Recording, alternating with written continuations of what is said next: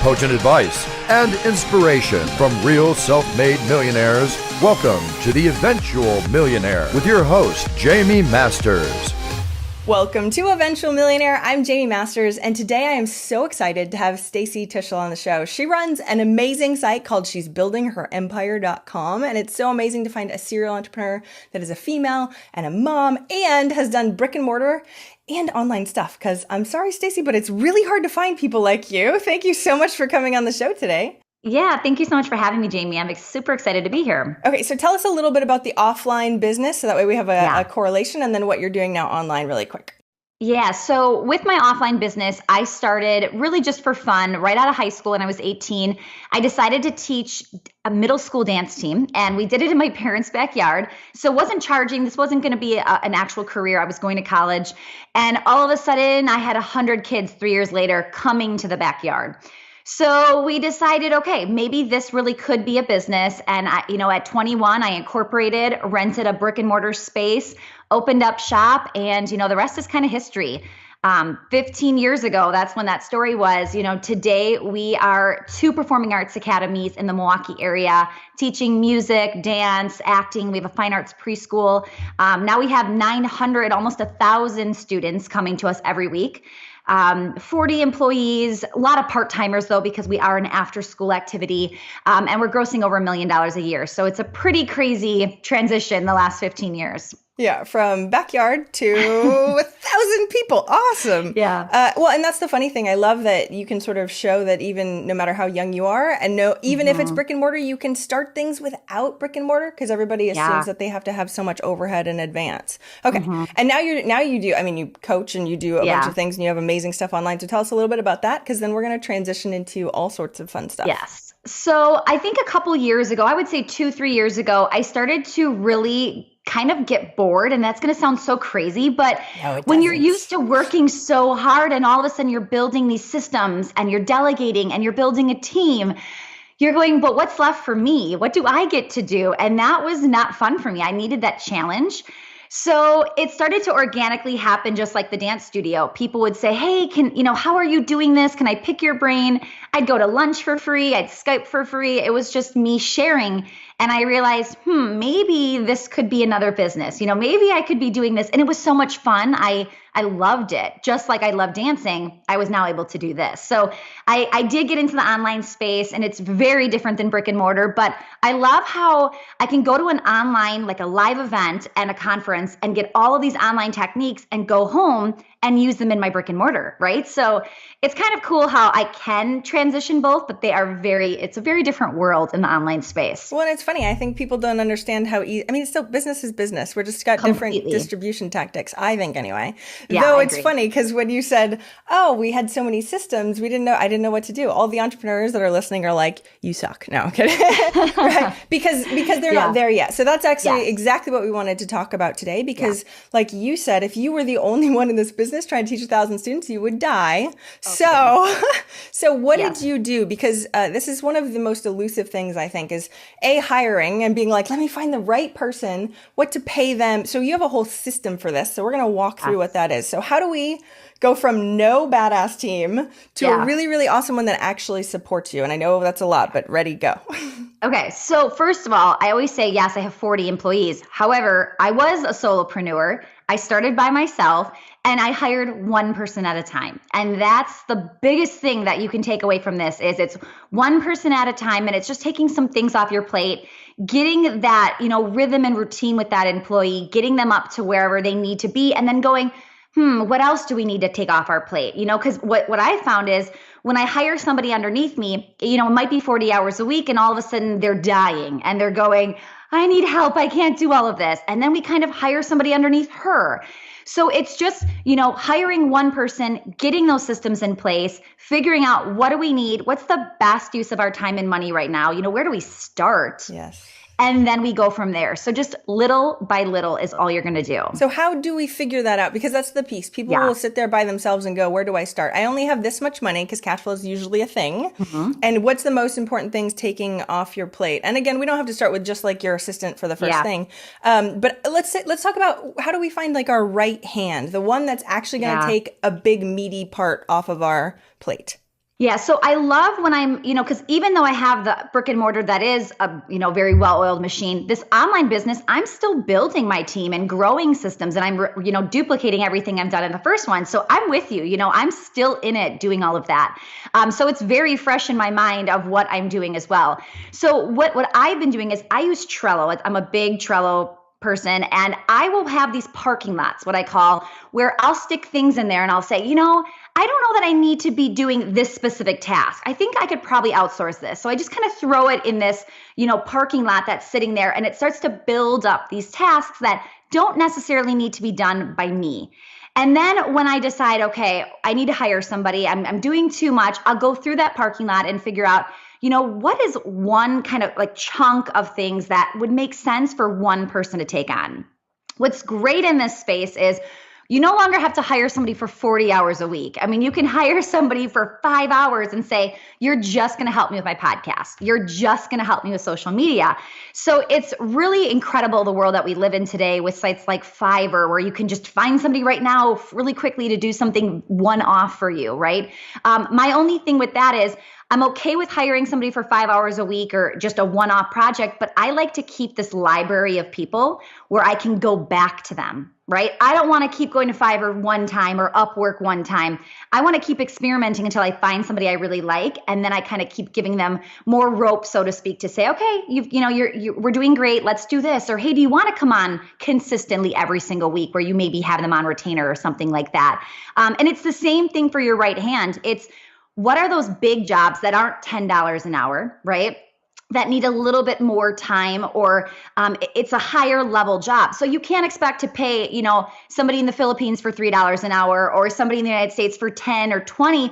You might be paying, $30 or $50 an hour for somebody who's like high level tech, right? So I think it just depends on, what do you need? What are your weaknesses? For me, I hated copywriting. I can come on Facebook Live and just, talk to you forever. I don't want to sit at a computer and write a long form sales page. So that was a struggle for me. And I invested in a copywriter. But I have clients who, they're phenomenal at writing. I'm like, I don't think you need to invest in that. I think you could spend your money someplace else. So you really have to figure out where your weakness is here. Oh, huge, definitely. And most people don't pay attention. So how do you, I don't want to go down that path because I have a whole, I will link to the how you find your strengths post that I have also done. So that way we can go deeper and deeper. Because you're right. People need to find that first and foremost, because we don't want to be hiring somebody that's the same as us and being like, oh, wait, I don't have anything to give them because I'm doing it all, or they can't do it as well as I do. Yeah. Okay. So let's say, let's say it's especially in the online space, a project manager or something like that is sort of the higher level. So where do you go? How do you find them? What does that look like? Or even in your offline business, I'm sure you hire managers, right? Yeah. So with something like that, if you don't have somebody in-house, you're looking to hire somebody high level, I am very particular with how I go and post a job posting. So, I do use sites like Upwork. I might even use Craigslist, because you don't have to do it locally, or you can post it in a couple different cities depending on what you want to do. But I can kind of get really technical here and share some really high level things that we're able to weed out applicants. Please do. Please. Yes. Everybody needs this. So this is great for a very common job, like an assistant or, a project manager, because a lot of people feel they can be that person. So you're going to get tons of resumes, right? So what I like to do is kind of give them homework assignments without them realizing it's homework, right? So the big thing that I do is I always tell people, please email this email address, and in the subject line, put this. And I make it a little different, where there might be, like the brackets that are 90 degrees and it's got a subject, attention this, or, personal assistant needed, something like that. So the last time I did that, and I don't say personal assistant because everybody knows that phrase. I might say executive assistant or executive, something just a little different, a little off, because you'll see very quickly who follows instructions and who doesn't, right? So the last time I did this, we had 17 different variations of the subject line, okay? I love that you counted. I did because I'm like, this is a teaching moment here. I have to show people how to do this. I actually wish I would have had more statistics on, just how many resumes did we get in all? How many actually did it correctly? How many did we even open, right? Because we don't open it unless the subject line is correct. Which, yes, good weed out. Yes, exactly. Yes. It's copy and paste, people. This should not be this difficult. Oh my goodness. And that's the person I want. I want the copy and paster. I want the person to say, this is what it's supposed to be. That's what we're going to do. So one of the things that I'm doing while I'm looking through it, those brackets stand out like a sore thumb. So what's great is when you have it go to this specific email, you can just keep deleting those subject lines that are incorrect. And it's going to leave you with maybe 5 or like a handful of people who actually take the time to do it correctly. So saves us so much time. And your assistant can do that. Just weed them all out. Doesn't matter. Right. Okay. Perfect. Yeah. So when it's a system like that, there's no, well, she kind of did it right. No. It's only look at these. So absolutely, you can delegate this to anybody. I mean, if you don't even have an assistant, hey, you can say to your husband or a friend, could you just help me weed through these? I mean, that's how easy this step is. Then when you go into the email, there's a couple more homework assignments. And one of the things I say to people is, share with me the 3 reasons you think this is a great fit for you. And it's a really great kind of open-ended question where you're going to get some good information. Sometimes information you're going, I wish she didn't say that. I wish she didn't say she's so glad it's part-time because she's looking for a full-time job later and this is just temporary, things like that. Yep. So it's really great for that open-ended question. And then we'll say, attach your resume. Please don't put it in the email body itself. So you've got these 3 things right there. And the more particular you are, the more people will fail on one of those tasks that you give them. So by the time it's all said and done, there's not many people left. They kind of weed themselves out for you. So what's great is, I don't have to jump on the phone with everybody. Now I can continue to weed out. And with this specifically, we will have, somebody in front of me maybe do an interview with them quickly. Yep. So I only have 3 people that I actually have to jump on the phone with and figure out if they're a great fit. And by the time they come to me, they're all pretty amazing, right? It's kind of hard to pick which one you want to hire because they all have made it through so many kind of loops, right? Well, and that's what we want because our time is extremely valuable. What are some of the questions that you have your assistant ask them on the phone the first time to weed them out? Or is it like I loved this person or I didn't love this person? Do you care about that?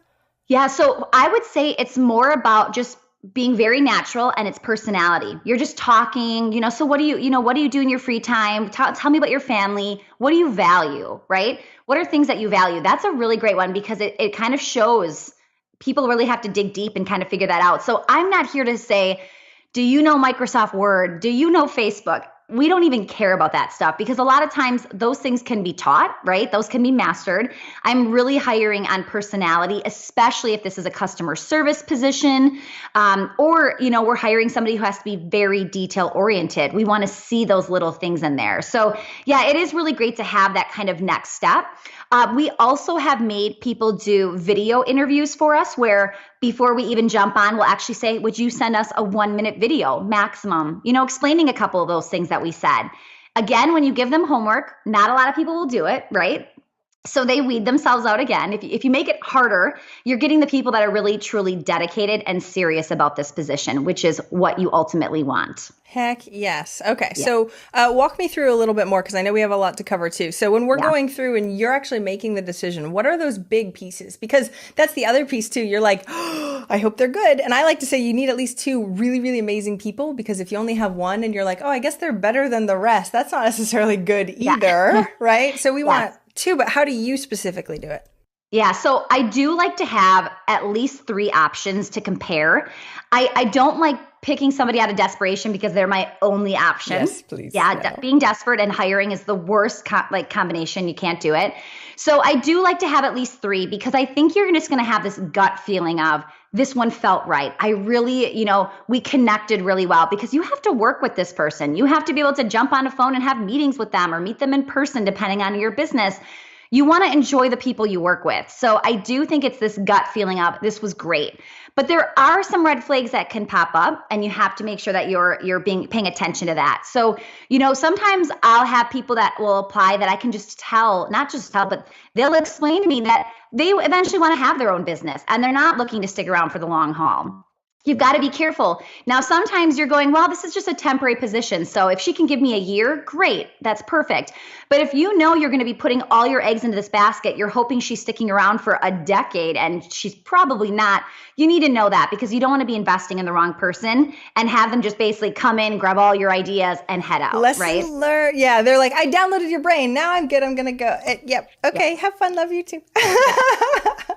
Completely. And it will happen. You have to be careful. Your gut isn't always going to be, completely right, but you just have to go with that feeling. And if there's ever a feeling of this doesn't feel right, go with that 100%. Every time I've been like, I'm not sure. Okay, maybe we'll try it. It's always ended badly. See, I hadn't tapped in enough. So I used to be like, it's based on the data and they did this and blah, blah, blah. And I remember hiring and being like, nope, that was dumb. So now I actually meditate on a decision beforehand because I can't shut off my own logical brain enough to actually do a gut check, which is fun. Mm-hmm. A lesson learned also. Yeah. All right, continue. Yeah. So I would say just, going off of that gut, going off of, yes, what is that data? But then also saying to yourself, is this a job that anybody really can do? And if I have the systems in place, we can make sure she excels, right? I mean, sometimes it's about what do we have set up ahead of time to get her started? And then what's the accountability we have? Because if you're going to hire somebody and hope they're just somebody who can just do it themselves, and they're not that person, great. Well, then it's going to be an issue. So if you're needing somebody, and here's a great example, I'm a horrible manager, horrible. So the person directly underneath me has to be somebody who I can just spit things out and she's a checklist person to go, yep, done. And then she's a good manager, right?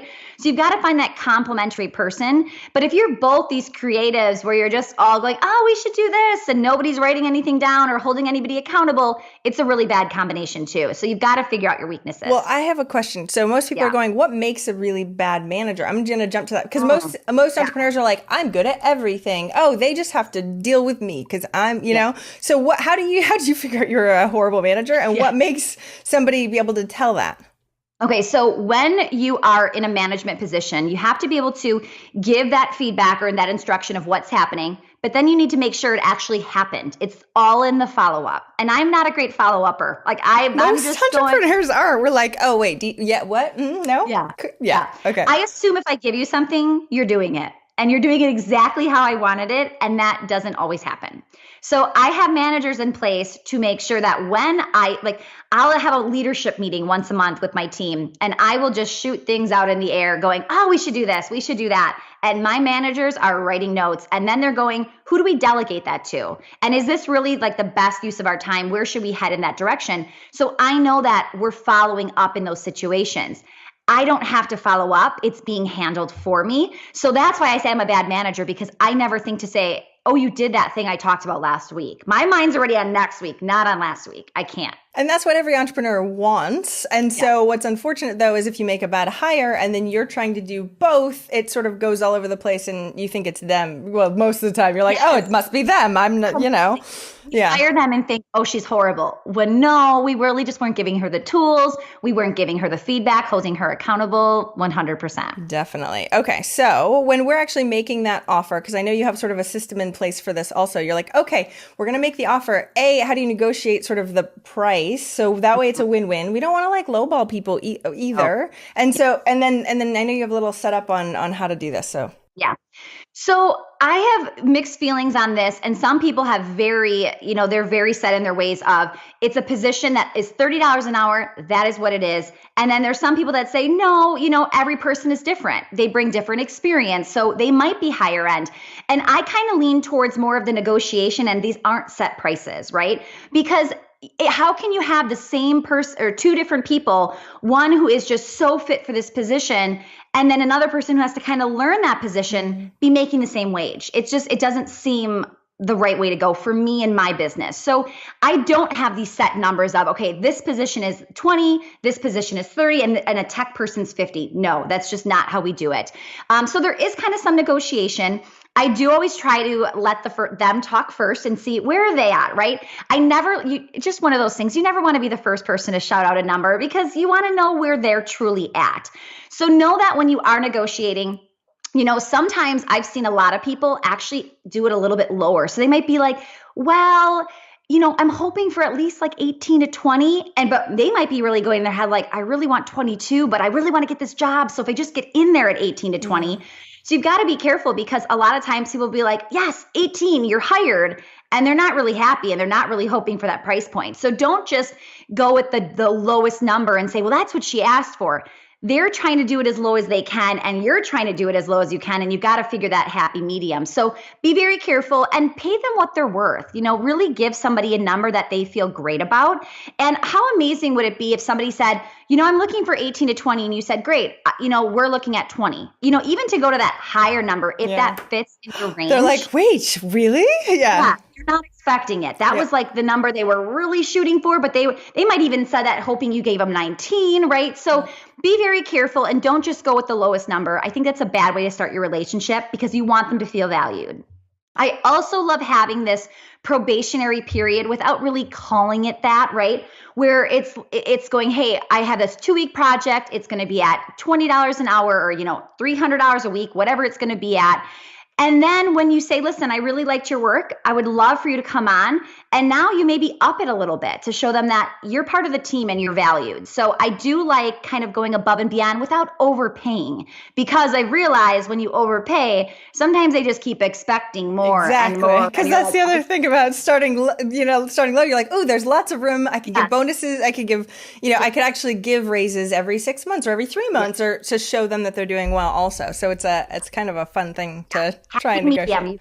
You've got to figure that balance out. Yeah. Okay. So tell me about this probationary period, though. How long have you seen it work? What sort of projects can we do? And is that weird being like, oh, by the way, I'll fire you in 2 weeks? And is that enough time? I mean, you're not going to say that, but you know what I mean. Is that enough time for you to really understand what they're good at, especially if they need skills? Yeah, so I would say this is going to vary, and it's really more on a project basis. So our last person that we hired a new social media person who was going to come on and work 40 hours a week for us. So we actually gave her 2 full weeks of 40 hours and said, here's what we're looking for. We actually said to her, we're hiring a few different people for 2 weeks. We just wanted to see who's a great fit. And then we are going to have somebody come on with us full time. So you can have more than one person experimenting with you, only give one person Facebook, give one person Instagram. You can let them try out certain things, or say you're only going to be posting on these days and times, right? So you could have them help you. So I think everything is going to be different. You might have some website tasks that you need help with. So I love hiring on a per project, or just for like a short window. You could even say somebody, I've got a big launch coming up and I'm looking for somebody to help me create, 30 graphics or a graphic a day or something like that. They don't have to know that this could ever be a full-time position. You could let them know that this is just something you need right now, and then say, listen, I loved what you did.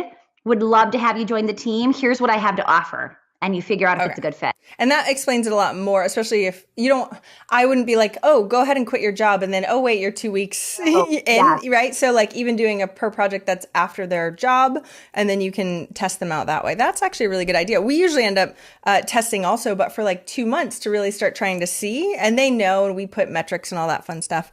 But what's tough is if they've quit a job before and they come over and you're like, now they probably would have failed anyway, but still, I like the shorter term, so you can really start to see if they can excel and or not. I'm the worst firer. I make sure I am not that person, because I just feel so bad. I can't let them go. And if they're with me for 2-3 months, you've done some kind of connection. Yes. It's just like, oh. So I would rather do shorter. And yes, I'd rather be flexible and say, you can do this in the evenings after your job that you already have, or I'm just looking for a couple hours. You don't have to go full-fledged 40 hours a week. This person that we had do that didn't have another job, so she was able to jump in immediately. Perfect. How do you tell if she did a good job and didn't do a good job and you want to or not? Because that seems kind of gray area-ish also. So I think you have to understand that nobody can just read your mind, and they're not going to come out and just give you everything you want in day one.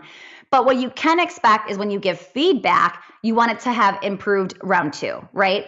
So week 1 is just let her do stuff and see how it goes. Give feedback to see if there's any improvement in week 2. So actually with our social media person that we just, had done this with, at first it was okay, but it wasn't exactly what I wanted. And I am pretty strict on, I want it like this. But I gave feedback and she took it immediately and came back and delivered what it was supposed to be. So to show that somebody can actually take that in and then continue to do a great job and to want your feedback, because if they don't want your feedback, and some people don't, it's going to be a really tough challenge moving forward with them. Yeah. Or if they're like, well, I think this would be better. You're like, yep, but I'm the boss. So, okay, no. My feedback does matter a little bit more than yours, unfortunately. Yep. So when you actually do onboard somebody, what are your expectations? Because I feel like in general, entrepreneurs don't have a good setup of how much they do need to train and how they onboard and what systems are set up before, so that way you can actually train them properly. Yeah. So I think we just assume they're going to come in and they're going to just dive in right away, but that's not the case. They're so nervous. They just want to make you happy and they want you to tell them what to do.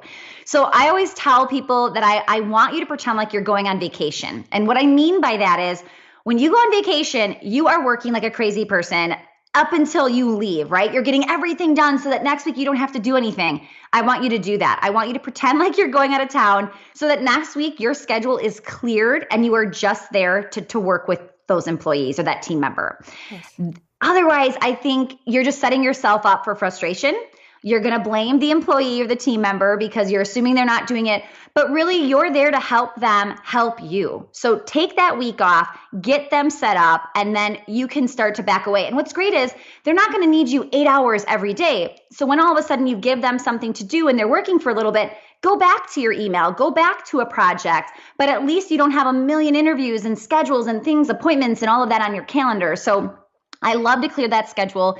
And then I think it's just so much better for you and for them because you want them to like their job as much as you want to like them, or they could quit on you, right? So you want to help set up those systems as well because you want to make sure that if they don't do this in the future or they don't work out, you've got these systems set up for the next time. So to me, that's a big system creation week while that's happening. That makes so much. So I remember a long time ago, my business coach told me a month priority, like give that as your number one priority. And I'm like, a month is a long time. But it really set up my expectations because beforehand I was like, well, I can just do a little bit here and a little bit there. But I love your week idea because I think it creates that bond and or connection a little bit better too. Yeah. Because sometimes we're like, oh, they're just like a contractor, whatever. No. It's not a big deal. It's very different. Okay. So how do run me through what that week looks like? Because I love the idea of creating systems so you don't have to do it again. So what do you do and how do you create those? So first, systems in general overwhelm people because they're going, I don't want to have to do all these systems myself. Where do I even start? It's just so confusing. So what's great is this new person's going to help you create the systems, right? You don't have to do them all. They can help you with it. So with that said, I would probably schedule every single morning to jump on and talk to that person, okay? Which might sound like a crazy amount of time, but they're brand new. They need guidance. And how great for you to, set them up for the day, let them do their thing, and then meet them that next morning, right? So, I would even maybe have office hours where if they need you in the early afternoon or something, we can come back and jump on so that they're getting that feedback, that guidance, because you're going to find out very quickly how bad your systems truly are. When you tell somebody to do something and they're going, I don't know any part of this, right? You need step by step. So we like to set up systems a lot now with video. I would say most of them are video because it's something on the computer. Or even if I'm talking about social media. So let's say I'm showing my Facebook page. I'll screen share my Facebook page and say, see this one, I like it, but the logo here, I think it should be moved down. And these colors don't really match this. And this font should be a little bit bigger. So when they can see it, it's so much more visual. So you don't even have to be in that meeting with them specifically. You could be sending them over a quick video tutorial of what they did. So we have our people at the end of the day give us a report of what they did that day. They might have just been researching. So funny, the social media person actually emailed, or she put in this report, things Stacy always says. And it was like the word amazing and ladies. And it was so funny. I'm like, do I say that? That's so crazy. Yes. She was trying to learn my wording and how I say things and what feels off brand. And to me, that was so great that I could see her researching, because you might feel like, what is she doing today? She's been doing nothing. She's been watching all of my Facebook lives and all of my graphics and seeing how I comment with people and engage. So it's great to have that report of when did you work today and what did you do? Because you'll be surprised at things that might have taken them a little bit longer. And it'll help you figure out, wow, they're kind of struggling on this. It should not have taken 2 hours. Let's talk a little bit more about that. I love that. She's like, that shows initiative also, which is what you're looking for, because we can't actually tell them every single little thing to do forever.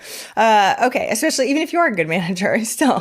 Yeah. So you tell me, where do you keep those? Because that's the other thing. I've been trying to research the best way to hold SOPs. So that way we use Dropbox and we have a whole thing, and we have videos and it's all linked, but like, I feel like it's pretty cobbled together in general. And most of the people I interview are like that too. So what are you guys using and how do you use it to be efficient with it? So we've been doing this for a long time, and this might be old school to some people, but it's one of those things where if it works, it works. So we actually have set up a private Google site that is only for our team. Like an intranet. Yes, basically. So it's almost like a private website just for us.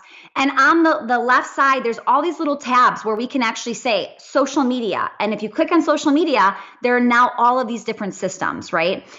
So there's all of these things that we can link to, connect to. So we're really stuck inside of Google. We do a lot of Google Drives, things like that. And what's great about Google Drive is if you're going, well, I don't know how to upload a video into there, or how do I put that? You can really have just a spreadsheet with links to maybe Vimeo or a Dropbox video. So you don't have to learn how to upload all of this stuff into Google Drive. It's more of just that, that home that houses all of those templates. And then you just click here and it takes you somewhere. Yeah, because otherwise people, when you sign them on, you're like, oh, wait, we have things where's the, or the structure or whatever. Dan Martell calls it a playbook, but it's going, okay, this is all the things that we do have. We don't have everything, but if you look through this first, you might not have to come to me, which is kind of important, right? Yeah. How big and then is that? Let them know where are those gaps? What are we missing? Help us build that, because we're not even thinking to add that in there. Well, what about changes though, too? Because especially with social or just in general, things change often, probably too often. It's a pain in the butt. And so how often do you update what those are? So here's what happens with systems. When you have somebody, setting up systems, they're accurate. And then all of a sudden they start to get really good at what they're doing, and they don't look at systems because they know how to do it.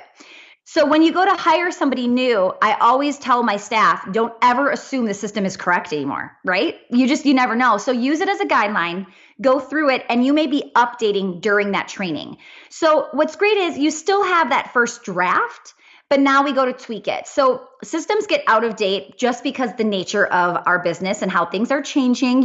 Nothing's going to be the same all the time. Some will, some won't. I would say most won't. So really just use it as your first draft and almost your trigger of, ooh, this is something we have to teach them. Okay, let's go teach them this. Okay, let's make sure that's correct. And I do want to update them because, like I said, if she doesn't work out and we have to fire her or let her go in a couple months, I want to make sure that we don't have to redo it again with somebody else. Definitely. But you also don't want to spend so much time updating SOPs when that's not a huge priority in any way. No. So who cares if they're out of date unless somebody's actually using them as best as humanly possible. I wish we just had AI to do it all for us. Just record my screen for me. I don't have to do any of this. One day, I'm sure. That's what I'll create that. It'll be great. Yeah. Okay. So walk me through. So let's say, how do you know whether or not you're doing a good job or your manager's managing them correctly or all those pieces of going, how do we know? Do you do employee reviews? You tell me more about that system. Yeah.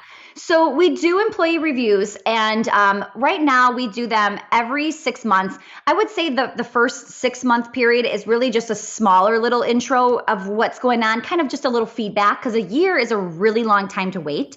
And then the big year is I would say that big evaluation, raises, things like that. So we have this mini one and then we have this bigger one.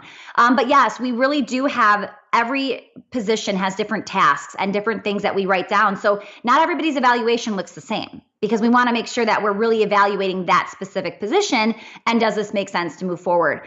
We also have our team members, almost like this little survey evaluation that goes out to evaluate their managers. Okay. Right. Yeah. You want to hear the back end too. Yeah, we do. So it's a link that we send out. They fill out this information. The managers do not get to see those answers. So it's private. It's just between them and myself. And then I can see where are things happening. And when you have more than one person under a manager, is it one person who's upset and she doesn't like this person, or is it a common thing that you're continuing to see? So it's really great to be able to do that. I have such a great team that things like that don't happen as much, but it's because I've gotten, 15 years of hiring and firing and finding great people. But let me tell you, even just a few years ago, I was going, oh my goodness, why doesn't anybody listen? Why isn't anybody doing what I told them to do? So it is trial and error. And it's, you just keep hiring until you find that great person. And then you keep them around as long as you can, but sometimes they start, to fall away or fall, I should say, with what their job was supposed to be doing, right? They get to be very comfortable. So you have to be careful on that too. So it's just making sure that you're constantly talking with one another. Are you happy here? What can I do for you? Are you feeling supported? How can I support you more? All those questions. I love all of it. Do you have any templates or examples that you can, and you don't have to think about it right now, but we would love examples. Because the thing is you tell us about this survey and we're like, great. What did it say? Right? Yeah, so anything you can share for after, I will put everything in the notes so that way people can be like, I have somewhere to start. It's most likely going to be tweaked in general, but it's hard for us entrepreneurs to just come up with nothing out of the ether, right? So tell me a little bit more about figuring out what their KPIs or key performance indicators, or it sounds like you're having some sort of measurement or how do you figure out what is right for what job, especially if it's vague or doesn't necessarily have a KPI specifically?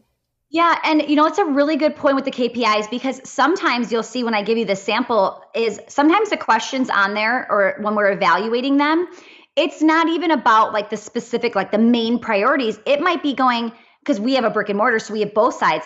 Are they showing up on time? Are they showing up? Right? Things like that going, because you can be amazing at your job, but you never hit the deadlines, and you never, there's certain things that you're just not hitting. So we measure specific things that really are detrimental to our business. So you could be a great copywriter, but if you're not giving to me on the deadlines and you're throwing everybody else off, we need to be aware of that. So you want to just say to yourself, what are your expectations of this position? So this is something you should have set up for the job posting. And then it's the same thing for the evaluation, right? Like, this is what you were hired for. This is what you're being evaluated on. How do we get better at this? Do you pick, like, what if they are doing a couple of things wrong? I know you're supposed to like tell them what they're doing. Well, give them some feedback, metrics, hopefully, right? And then a way you can measure sort of less emotionally also. But how many things do you give them feedback on in one sort of 6 or year-long review? Oh, great question. So in general, I feel like this is a survey, right? Like, this is one of those forms that you set up in maybe in Google Forms, something like that. I never like to have more than 10 things ever when I'm surveying my customers, my employees, whatever it is. First of all, nobody wants to take, 30, 40, 50 questions. They want it to be short and sweet. So I always say, I set up these 10 questions. And if I have a question number 11, I go, which one can I remove? Which one doesn't make sense? I don't want to go overboard either. And you definitely don't want to feel like you're nitpicking, right? You can't have a bad category every single question you ask. So you do have to figure out, what are their strengths? And if it is all bad, why are they still working for you? Exactly, right? Wait a minute. Yeah. Yes. Okay, perfect. So tell me a little bit more, because I know when we were talking beforehand, you were saying that you can help with the dream team, right? To be able to have the managers really manage and actually care about your vision. And I think that's what's, people are like, oh, well, it's a job or it's a this. How can we really inspire and be the leader that we need to be in order to run the company that we want? Right. I think this is a big lesson learned many years ago, was setting up leaders. You no longer can micromanage, and you have to pick your battles. You're trying to have them lead, but you're shutting down everything they suggest. Okay. It's really difficult. And then they stop suggesting because they know she's going to say no, right? You've got to be really open to their ideas. So there are some times that I will say yes to something when I honestly don't even want it. And I don't really want to move down that path, but I'm like, she feels really strongly about this. It's not a big deal. It's not going to move the needle one way or the other in that specific area. And if she wants to see that happen, great.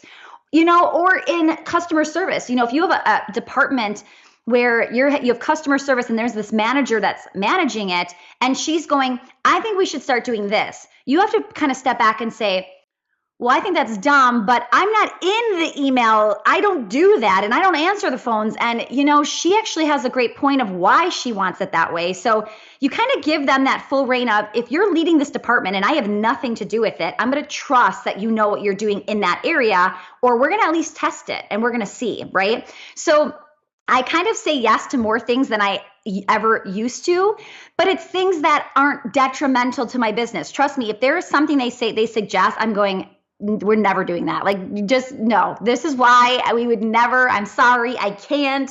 But then I make sure I can say yes to a lot of the other things that really don't make a huge, huge difference. And they get to lead, right? They get to be in charge. And I think that's the biggest thing is leaders want to lead. And if you're constantly micromanaging, it's just not going to work. See, and we as entrepreneurs are like, oh, but I'm a control freak and I would like to make sure that everything is exactly how I want it. Mm-hmm. I love the fact, and I loved your facial expressions when you're like, no, that's dumb. No, like, how do you stop yourself from automatically doing that and actually being open? Do you so for me, I have to go, oh, that's interesting. And then I go away and then come back and then talk about it. I wish I could do that. I am like, no, I don't know. I can't. So here's what I do.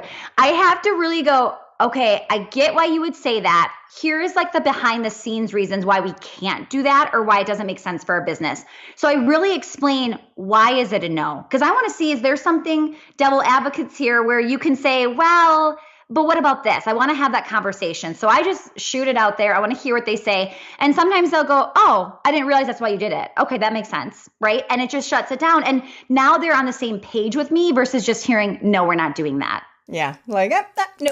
Because like you said, the whole point, because they're human beings. We don't have robots yet. So we have to deal with human beings and they have to actually care about your opinion and not just assume that it's always going to be negative towards them anyway, because then they're just going to not do as well for their work anyway. And trust me, they love when you pick, when you have this idea that was their idea.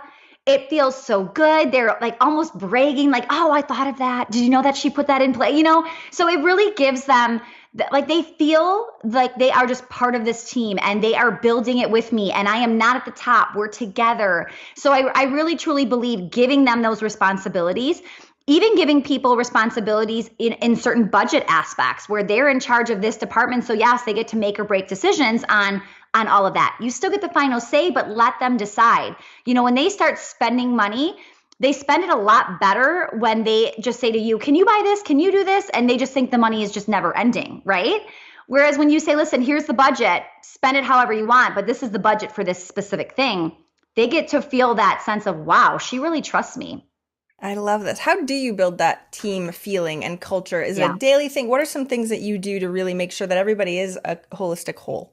Yeah. So it's not an easy task. I mean, that is not something where I can even say right now, everybody in my business just loves each other. No, we're like family. And sometimes family sisters don't get along and you're going, oh, why are they arguing again? And then you got to kind of get in there as the mom to say, listen, here's what's going on. So trust me, it's not always this amazing, everybody loves everybody, but I can tell you, I know who loves this job and who's not going anywhere and who loves one another and wants to hang out. And we have people that actually will, because remember, I'm brick and mortar. So I have people that actually get to hang out with one another or in my virtual business, when we get together live together, we're going, hey, let's do this. Hey, let's do that. Because we just can't wait to see each other. So I think it's just that feeling of we actually want to spend time with one another. We want to be doing that.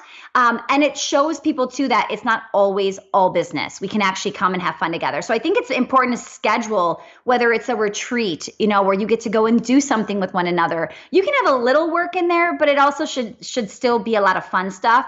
And just to show people that you care and you're really here to help them and take an interest in what they're doing and their family and all of that. I love this. Okay. And give me the line though, because I used to coach with salons and stuff like that. And the amount of drama, I'm like, this, I would never run a business like this. So, or the interpersonal relationship. So being able to go, how much do you share as a business owner? How close do you want to get? Where is the line of that? Our friend, you know what I mean? And with each other. So give me some lines really for some things. Yeah. So you have to be very careful, especially me. I come out in this space and I say, I have a 7-figure business. Okay. And then I go into my building where some people might be making $12 an hour. Right. So it is a little different. And what I do have to share is, yes, I make 7 figures, but it takes a lot of money to continue to run this business. And we have we own both of our buildings. So we have 2 buildings that we have to pay the mortgage on and the heat. And I will say things like, well, we just put in an $80,000 parking lot. I want them to know, yes, we bring in a lot of money. We spend a lot of money too, right? Yes, because most employees don't, and I have a tangent on this too, because most employees don't understand. They're like, oh, we see all the inflow, and then employees just assume you're rich or whatever. And you're like, dude, the net matters. I'll show you my expenses. Net matters. Yes. So you have to be very careful, and you don't just always share the good. You have to share some of that negative stuff to say, listen, it was a bad month. We had to pull from our line of credit. We got to make sure we jump up next month. So you can share things, but you have to be careful you don't scare them into thinking the business is tanking. I better start looking for another job, right? So it's this really weird balance of, yes, we're doing well. It costs a lot, but don't worry, things are, you still have a job. There's security here. So it is that fine line of what are you sharing and what aren't you? One of the things that I have a friend that does this. She actually has a yearly meeting where every single year they sit down and they share those numbers and they go, here's what happened and here's what we spent and here's what our payroll was. And sometimes your minds are just blown when you hear these numbers. See, and I actually fired somebody and they were like, you're too personal. I'm like, one of my company values, not that you see it, is transparency. Like, no, I love you, you love me. This is sort of how we go. And I will share almost as much as I need to make sure they understand all positions, not necessarily scary stuff for sure, because nobody, I even did a whole thing on how husbands and wives shouldn't necessarily share all the scary things, because we'll figure it out. It's fine. That being said, where's that line, especially when you're working with your employees on them actually connecting and communication issues and stuff like that? How do you deal with that? That's a really good question, because sometimes you want to, just talk with them and it's more small talk. How are you? How's the family? But when they start to project all these problems on you, we've had that happen too, where we had to have a meeting and say, listen, we love you. We're here for you. Whatever we can do for you, want to know, but you can't keep bringing these problems into the building and share it with everybody, because you have to be careful too that they're not sharing it with your other customers as well, right? It's one thing to keep it in the family with the employees, but to bring that to the customers, you have to be very, very careful. And with social media these days, it's really hard because you don't know who's friend requesting who and what they're seeing and what they're putting out there. And you've got to be very, very careful. So there is that line of what feels right. The energy has to be there. Sometimes we have very negative people and they don't realize they're being negative. They're just sharing what's happening in their life, and life isn't going that great, and it can take everybody down, right? One of my company values is positivity also. Who knew? Lesson learned, right? So I had somebody that I affectionately called Eeyore. Very amazing, awesome person, but and it's amazing to sort of, especially when they're local and that sort of thing. You're like, oh, if you bring everyone else down, I can't have that, because we need everybody else to have that level. Otherwise, everybody goes down. But it's hard to recognize that, especially when you care so much about them, is like, oh, especially problem solvers. I'll help. I'll solve it. Yeah. Yeah. One of our problems was people not knowing when the time was to vent, because everybody wants to just go, oh, this just happened today with a customer. But there's a time and a place, and you can't do that all the time. Every time you see one of our other employees to be like, now this would happen. Because now it's like, you're just gossiping, right? Yeah. There's nothing positive happening there. So you do have to be very careful, and you need to set that level of expectation with your team. Yeah, when we go into companies, it's like, oh, wait, there's just a whole bunch of gossip. If you can get rid of those pieces, this is not a reality TV show, people. If we can get rid of those pieces, who knows who's a good employee versus who isn't, because it seems like it tanks absolutely everyone, which sucks. Yeah. Okay, so what are your I know we have to start wrapping up. I told you this was going to go longer. So what are your final thoughts on hiring and the dream team? Because I know a lot of clients banging their head against the wall trying to find the right people. So I really just want you to understand that when you're going through this, every part of this is temporary. The hiring part is temporary, right? You hire her on, the training part is temporary. Just know that there is a bigger vision. Even if you have to put a Post-it on your computer saying, yes, these next 2 weeks or month is going to be tough, but it's going to be amazing, and she's going to help you, and it's going to take this, this, and this off your plate and give you 3 hours extra a week or whatever that is, right? So I want you to be thinking about the big long-term goal and not how sucky this is right this second. You know what I mean? So that's what I would tell you, but it's so worth it. I mean, every person you hire, trial and error, keep getting them better. I heard somebody say that, if a flower isn't blooming, it's not the flower's fault, it's their environment. And really make sure that, am I doing everything I can? Sometimes it is I feel like sometimes it's like, no, this flower is just, we got to go. It's a weed. It's not a flower, right? So you've got to figure out what it is, but you have to first say, okay, it's probably my fault. Where can I fix this? I adore all of this and the template and examples and everything, because I feel like people, especially newer entrepreneurs that are just sort of hiring and don't have that experience from beforehand, literally, it's mind-blowing to go through, right? So thank you so much. I'm going to ask the same last question that I always do. So what's one action listeners can take this week to help move them forward towards their goal of $1 million? I would love for you to start that parking lot that we talked about. So go through your daily tasks right now. What are some things that you're not the only person that could do it? Kind of start your dream parking lot of my next hire. This is what she's going to start to do. And I would just take that off your plate. That's really step one. And then start building on that every day or every week. Something that comes to your mind and going, ooh, I could probably delegate this. Throw it in that parking lot, because that's going to be your job posting pretty soon. You're building the job posting up. I love it. It's actionable for right now. So everybody make sure you go ahead and do that. You can do it in Asana. You can do it in Trello. It doesn't have to matter. Just a parking lot. I love it. Where can we find more about you? I know you do content just like this. So you tell me where we can find out a bunch more about you, Stacy. Yeah. So my brand, She's Building Her Empire. Our website is she'sbuildingherempire.com. The podcast, everything that's the Facebook group, just search for that and you're going to find it. But yes, lots of free content, lots of free things there. So go check it out for sure. Yeah, so if you like this, you'll like that. So make sure you go ahead and go check her out. Thank you so much for coming on the show today. I really appreciate it. Yeah, thank you so much. This was so much fun. Thank you so much for listening. I hope you enjoyed that interview. And if you want to check out more amazing resources, I'm only curating the best of the best. Go check out eventualmillionaire.com. You can take the Eventual Millionaire quiz, figure out where you are in business and what you need right now. Plus, you can look at curated resources specifically for you on the new Start Here page. I'm so excited. Please join us. Please let me know if you need anything at all. I'm here for you. And have a fantastic day. Bye.